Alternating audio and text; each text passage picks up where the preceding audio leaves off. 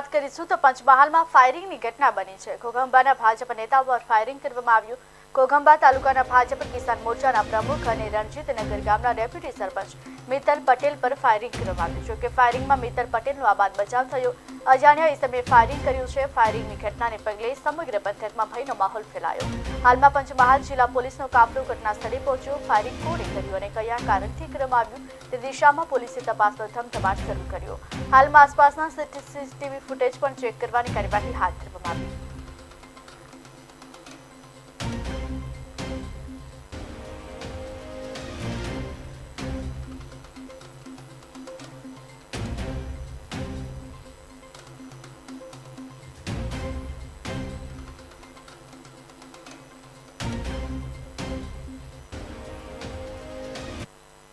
અરવલ્લી જિલ્લાની દૂધ મંડળીઓ આજે બંધ રહે છે અને પશુપાલકોમાં પણ ઉગ્ર રોષ યથાવત જોવા મળી રહ્યો છે।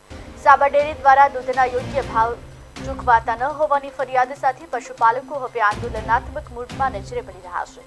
દૂધનું વ્યાજબી મૂલ્ય ન મળતા અનેક ગામોમાં દૂધ મંડળી બંધ રાખવાની વાત સામે આવી। સાથે જ સાબર ડેરી તરફ લઈ જતી દૂધની ટેન્કરોને રસ્તામાં રોકવાની ઘટનાઓ પણ નોંધાઈ। સ્થિતિની ગંભીરતા બનતા સાબર ડેરીના ડિરેક્ટર જયંતિભાઈ પટેલનું નિવેદન સામે આવ્યું, જેમાં તેઓએ આશ્વાસન આપ્યું છે કે આગામી દિવસોમાં પશુપાલકોની યોગ્ય માંગ પર વિચારણા કરવામાં આવશે। હાલના તબક્કે જિલ્લા દૂધ ઉત્પાદન વ્યવસ્થામાં ખલેલ ઊભી થઈ રહી છે।